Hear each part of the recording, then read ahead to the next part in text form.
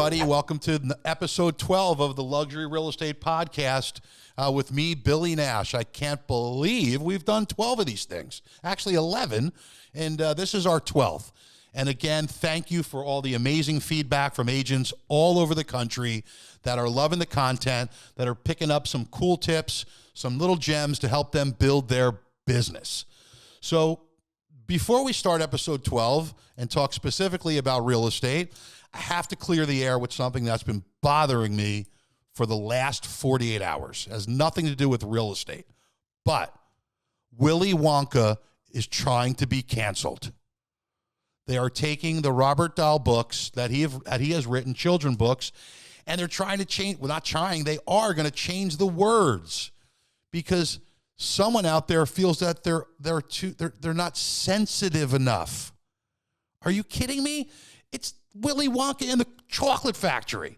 How many people as a kid watched that movie, read the book, watched it with their children? It makes me go crazy.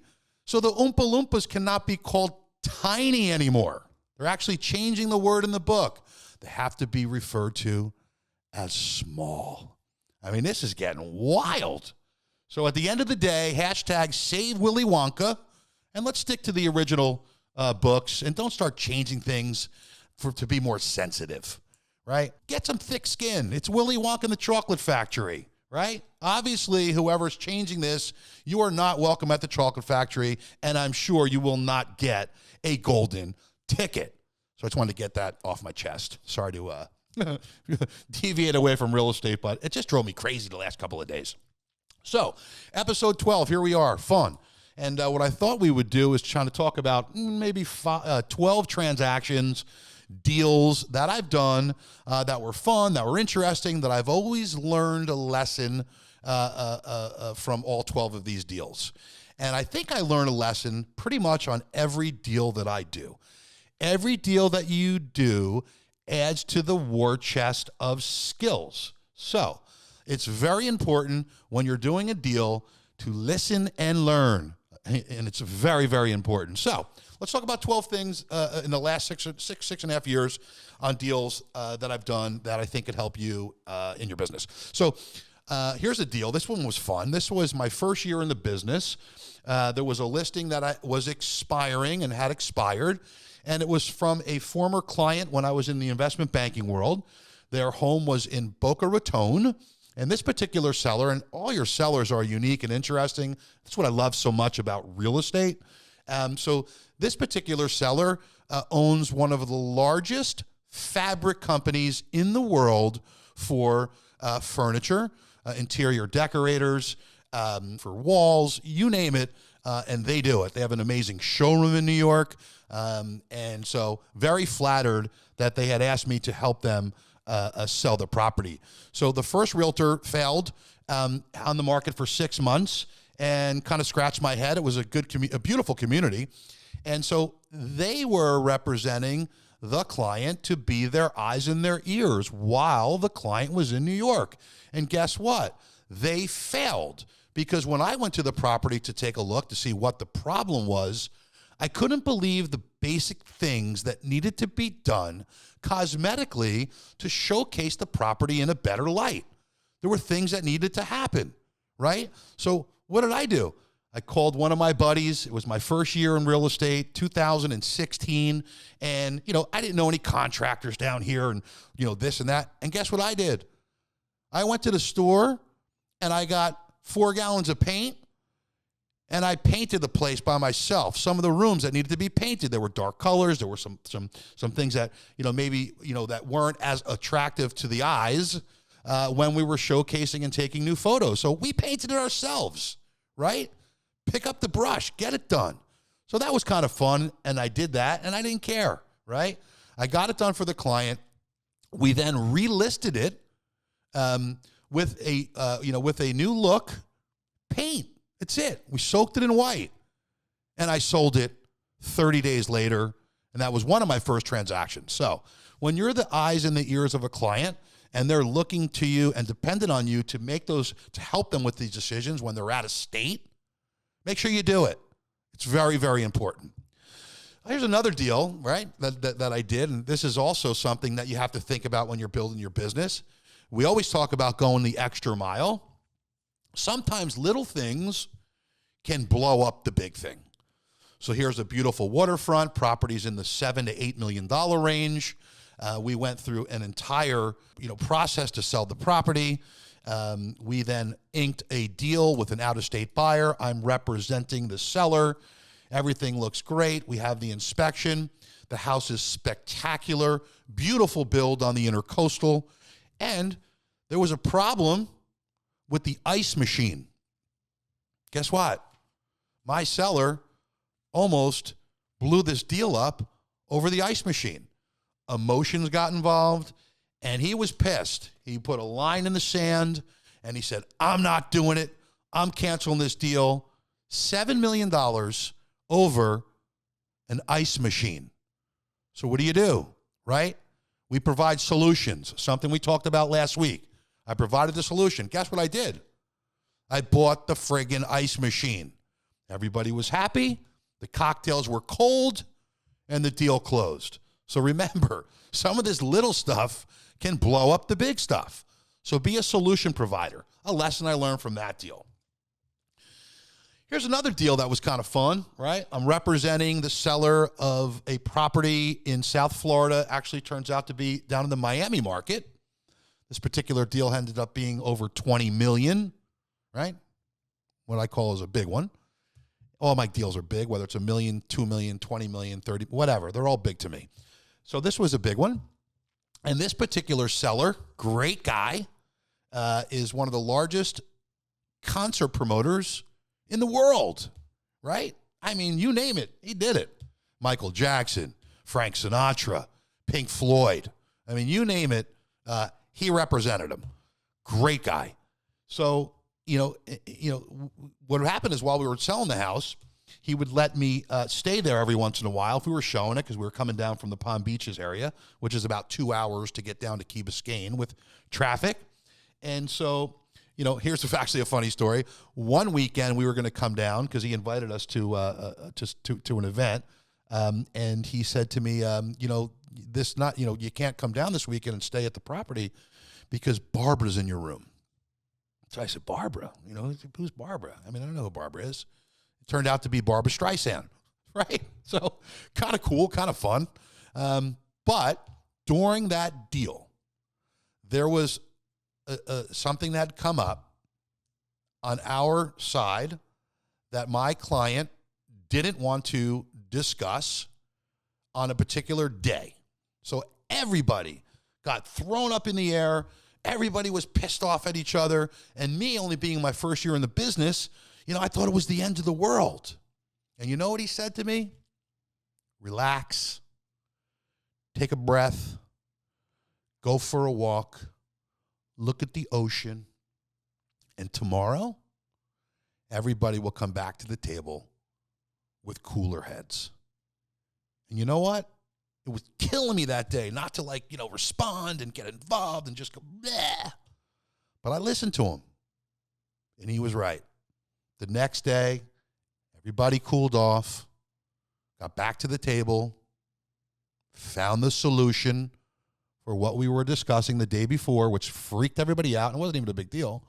But at the end of the day, he was right. So I learned a lesson from that as well. Right. When everything seems like it's going to blow up and you want to the first reaction is to be angry and to just blah, don't do it.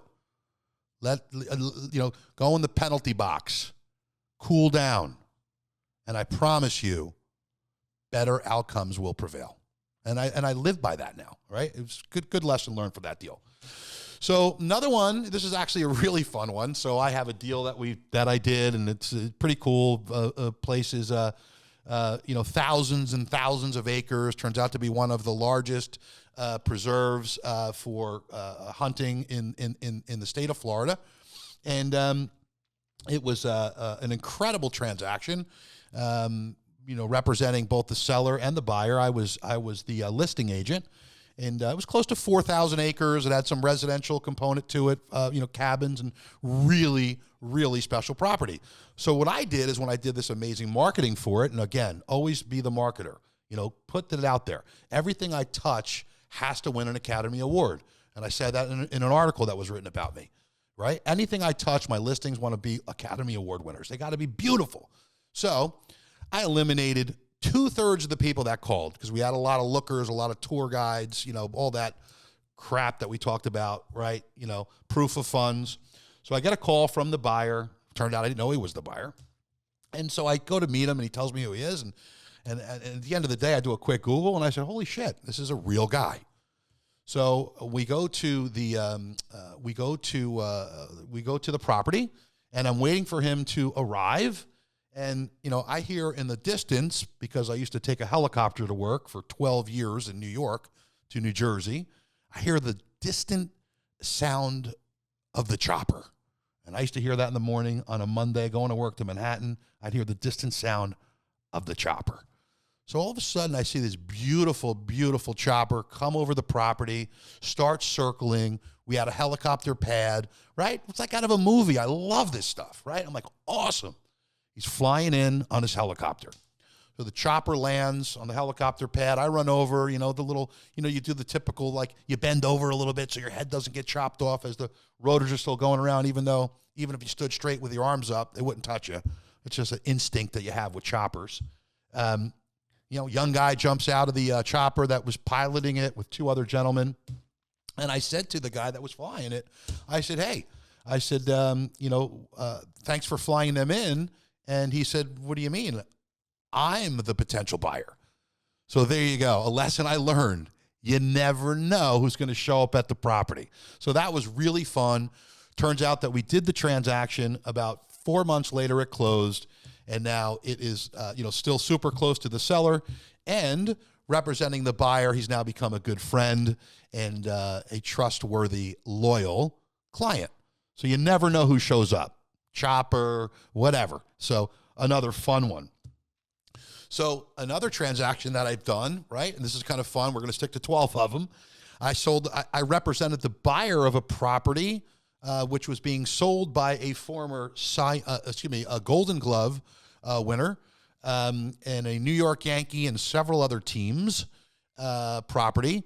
And the lesson that I learned on this one, right? And I'm representing the chairman of a publicly traded company. The lesson I learned on this one, again, you learn lessons from every single deal. The lesson I learned on this one was to be patient, right? And now we're getting back into that market where you can be patient and the deal will come back to you. Remember that. Be patient, right? In the last 2 years, nobody had fucking patience, right? You got to chase it. You got to chase it, right? If you didn't buy it, there was 10 people behind you, right? Patience is coming back, right? Patience. It's a buyer's market.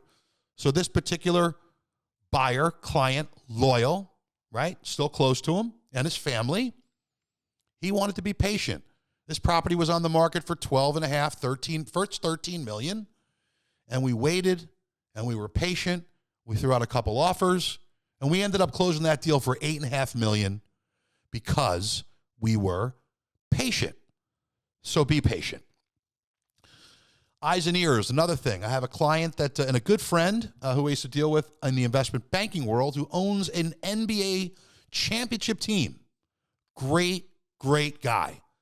Another thing, be the eyes and the ears of the client. He was out of Florida, and we were looking at something down in the Miami market, and he depended on me to give him my honest opinion. So I knew there was a deal here, probably in the $10 to $12 million range. The seller had it on the market for 20, and it was going to go to auction. So we were going to put in a bid, and he said, Billy, go down there and give me your thoughts. The house was incredible. It was in Tahiti Beach. People who listen that are in South Florida will know Tahiti Beach. Tahiti Beach. And when we got there, the house was incredible. You could see views of Miami. Insane. But guess what? The wind was blowing easterly, and the water was black with seaweed and gook and gross. And there was a guy coming out in a little John Deere tractor cleaning up the beach that this house was on. And I said to myself, you know what? I bet you that whenever this wind blows east, this is the look you're going to get. So even though that deal could have happened at 10 to 12 million, right? We could have been the winners of the auction. I told them not to do it because at the end of the day, full transparency, protect your clients. And if you're buying in Miami or you're buying in South Florida, you want to see blue water. So can you imagine him buying that property, enjoying it with his family, and not being able to see the water? So we walked, and he appreciated me being the eyes and the ears and being honest and transparent. Another deal, Star Island. I go to look at one of Gloria Estefan's homes, representing a potential buyer. He wasn't in town. Go look at it, Nash. So I did. We pull up, my wife and I. We go into this property with the sellers, with the seller's agent. And as soon as we walk into the backyard, beautiful house, older, most likely, needs a bunch of renovation stuff. It wasn't her main house. It was another house she owned on Star Island. And the house was right next to, it sounded like we were at a unbelievable rap concert at 10:30 in the morning. I mean, loud as hell. Boom, boom, boom, boom, rap, rap, rap. I go, holy shit. I mean, I felt like I was next to like a club that was open 24 hours. Well, it turns out it was Sean Combs' home, P. Diddy, and they were getting ready for a party, and they were testing the sound system. So guess what? We took a pass on that one. Not that I don't like P. Diddy, right? Not that I don't like Sean Combs, good guy. But my client would have bought that house, and that music would have turned up at 12 o'clock every weekend. He probably would have killed me. So that's another one. Eyes in your ears.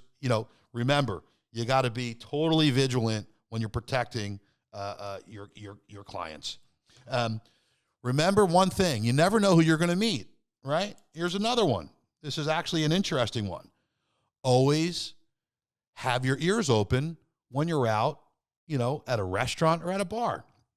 Right? You might be at happy hour, and let the servers know what you do in a subtle way, because you never know when they're going to find an opportunity for you. Here's a perfect one. We were at Tiger Woods' restaurant called The Woods, and I had just happened to talk to the bartender about my real estate business. And I said, listen, if you ever come across somebody in real estate, I'd love to make the introduction. Boy, I swear, I'm telling you, within 30 minutes, he walks over a gentleman that is in the market to buy a property. He had just came down from Tampa looking, and he was going to spend a couple of days in the Jupiter market and take a look. We ended up hitting it off, had a couple cocktails. The next day, I sold him a $3.5 million property on Singer Island. So you just never know. So another one, this is actually really awesome. Sometimes a client can't make a decision on what property they want to buy, and they buy both, right? They buy both. So that's a situation that I had with a client that came down from New York, didn't know if they wanted to be on the beach or if they wanted to be on a golf course. So they had the means and the wealth not to have to make a decision this or that. Billy, I'm going to buy both of them. And guess what? They did, and that's one of the episodes I featured on Selling Mega Mansions when my client said, I'll take both of them. And if you go to my Nash Luxury YouTube page, that episode is on where this particular client bought both the waterfront on the ocean and then bought the beautiful estate home on the golf course. Pretty cool. I love that story, and I actually featured it on the television show, season 3 of Selling Mega Mansions. I have 2 more to go, right? And I'm going to end it with a special one that means a lot to me. But the second to last one is kind of fun. So I think I'm kind of responsible for Rosie O'Donnell leaving town, right? I know there was a lot of controversy with Rosie and President Trump and blah, blah, blah. And so, listen, I put my blinders on. I don't really care, right? I'm here to help my clients. But her property was beautiful, sit on an amazing piece of land, looking at the Intercoastal in the Palm Beaches. I'm representing a loyal buyer, a loyal client, and my job was to go in there and make sure everything was, looked pretty good. And it did. And by the way, there was a reflection of her thoughts towards people because she spray painted a ton of the house inside. So she left covering the house with spray paint, voicing her political opinions. It was unbelievable. I really couldn't believe it, actually. So after we ended up doing this transaction, the client, who is an awesome friend and very loyal, the media called me up and, Rosie O'Donnell, you sold her house. I said, I didn't represent her. I was representing the buyer, but I have no comment. The media calls, they see these big deals and they want to know what's going on. And typically, it's no comment. So, I said to my friend, I said, hey, listen, the media, had asked about what we were doing with the property and kind of got wind of who the buyer was. And I told him I had no comment. He said, you tell them that we're tearing that baby down. And that's just what I did. So that was fun. You can't disclose information about your clients and you got to keep it private. But sometimes the media kind of comes cracking and they want to know, what's going on. So the last deal, for me that I wanted to chat about is kind of, it really hits me hard. It's something that, gets me a little choked up. And this happened within the last 12 months. I lost one of my best buddies, Tony Saragusa, legendary Tony Saragusa. And I thought about it because they just had on the air recently the Baltimore Bullies, where they featured Tony and his unbelievable skills and his unbelievable character and just his heart. Tony made people feel good about themselves, not to be negative. And Tony and I met, about 16 years ago, and we became, best buddies. And I love him to death. I miss him so much, and he'll always be in my heart. And Tony passed away last summer, and it hit everybody so hard. You never see more grown men cry than you did with Tony. And what Tony said in the documentary that was just out, he mentions right in the beginning. They asked him, what are you doing, Tone, on the bus? And he said, I just relocated to South Florida, and I'm on the 13th tee. And boy, that struck me hard because I remember bringing Tone out there, doing due diligence for him and guiding him and his family to where they should be with their purchase to relocate, everyone down to Florida. And I remember being on that 13th tee, and looking down that fairway behind his house and saying to Tone, this is a priceless sunset. This will never go away. And it never will. And either will the memory of Tony ever go away. And that's something to learn, that I learned from this lesson, is life is short, man. And you spend every loving moment with the friends and family that you have, because you never know when when you get the call, right? And I miss him so much. And I wanted to end this episode and dedicate number 12 to Tony Saragusa, the man, the legend, and someone that I miss dearly every single day. I miss you, Tony, and this episode is for you, brother.